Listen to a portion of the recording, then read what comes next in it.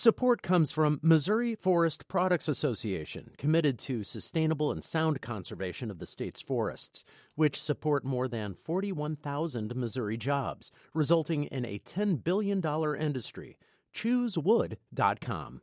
It appears that Illinois prisons are keeping some disabled inmates behind bars longer than they should because adequate housing can't be found for them. Release dates come and go, and prisoners stay behind bars.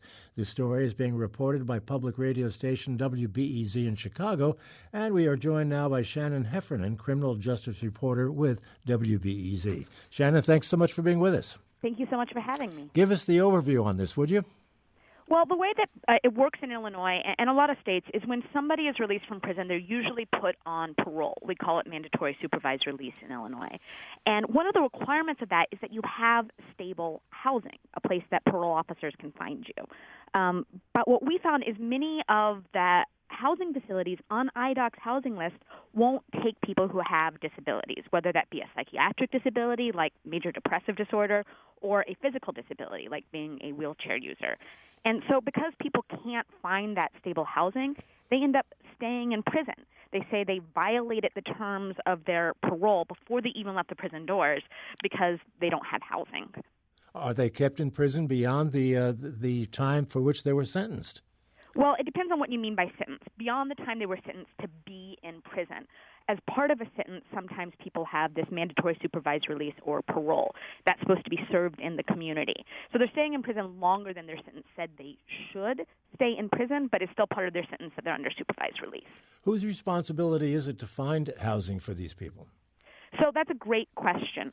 IDOC has a section of it. The Illinois Department of Corrections has a section that's specifically in charge of finding people housing who can't find it.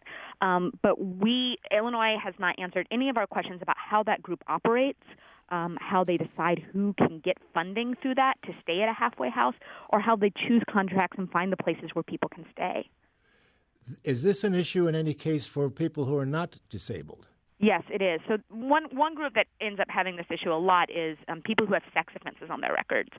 They have pretty strict restrictions on where they can stay, and also a lot of places won't take them. So that's a much bigger group.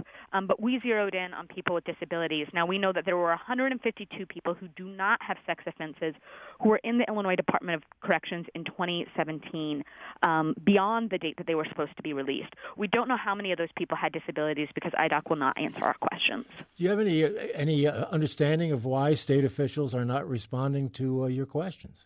Well, I think that there's two possible reasons. I think one is literally that they just don't know, that they've not been tracking this problem or paying attention to this problem, and there's no one looking at it or tracking it. So they just don't have the information and don't want to be clear about that. I think the other is if they're clear about how it works, it might put the onus on them to try to fix something, and maybe there's some shyness about doing that. Does the Americans with Disabilities Act work into this story at all? I mean, this seems like it could be discriminatory. Yeah, so we spoke with some folks at Equip for Equality. They're a disability rights organization, and we spoke to an attorney who works for them, and she says this very well may be a violation of the ADA. And so there may be a way that could be used to make sure that these people who are in prison have equal rights to parole, essentially, which it appears that they may not have right now. Is there a funding issue involved in this as well, Shannon? Yeah, and there's two ways that it could be a funding issue, right? So there's the funding inside the Illinois Department of Corrections itself. There's that group I mentioned earlier that's in charge of helping people find housing and making sure that's properly funded. And that's what the Illinois Department of Corrections says needs to change. They say they need better funding for that, and they're asking the legislature for that. But then there's also just funding out in the community. Illinois, as most people know, has had a big budget crisis this year. So some of the places that people might turn for housing may not have the capacity that they used to because the state's funding of those facilities has been so unreliable lately. But certainly it costs a lot more to keep someone in prison than it does to find housing for them, I would think. Yeah, that's true. The lower the supervision, usually the cheaper that it is. Some of the lawmakers we've spoken to have been calling for changes to this say, look, it may be penny wise, but it's pound foolish. In the long run, we'll end up spending more money. You also have the question of, are people more likely to reoffend and end up back in prison again if they don't have this transition period and instead are just going straight from prison back to the community without the period where they may be staying at a halfway house. Well, one of the persons featured in your story and impacted by this is a gentleman by the name of John Ellis. He's from Belleville. What's his story? So John Ellis was diagnosed with major depressive disorder. He received that diagnosis while he was in the Illinois Department of Corrections, and he put in to stay at a halfway house. And he spoke to the correctional officer who was supposed to help match him with facilities, and she said, look, we called 8 different halfway houses. None of them will take you. And he asked why none of them would take him. And she said it's because you have major depressive disorder, and they will not take anybody who has a psychiatric diagnosis.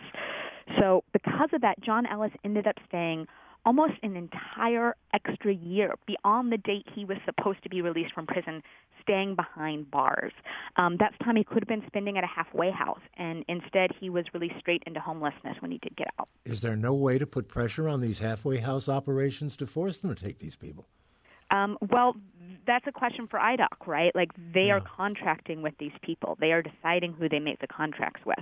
And so we would need more transparency from IDOC about how that process works and how their conversations with the halfway houses are to understand better where the choke points are. And so far, IDOC has not been particularly transparent about that. And all of this is occurring at a time when Illinois and most other states are trying to reduce overcrowding in their prisons. That's correct. And also Governor Rauner, our governor, has been pretty clear that he would like to see a decrease in the prison population. So this is an area, this is one area where you could decrease the population by literally just having people not in prison who aren't supposed to be there. There are no ultimate numbers for all of this. I know you mentioned 150 or so that have been impacted so far, but in terms of total number affected, we don't know that. We don't know. I do not have that number. We do know that there's hundreds and hundreds and hundreds of people behind bars who have sex offenses who are not able to get housing. And we know there's 152 people without sex offenses. We do not know what portion of that population has a disability and how big of a role the disability access issue is playing. In just a couple of seconds, Shannon, where does the story go from here? Well, I think that there's a couple. First of all, we would like to know how many of those 152 people have disabilities. We'd also like to have more transparency about IDOC's process for how they decide who can get funding to get housing help. And so far, we don't really know that. Well, I'm sure you guys will stay on it. Thank you so much, Shannon Heffernan from WBEZ, for being with us. Thank you. Nice to talk to you. Support comes from the Missouri Forest Products Association. Missouri produces wood pallets, railroad ties, white oak barrels, hardwood floors, and more. Details on the variety of products made in the state are at choosewood.com.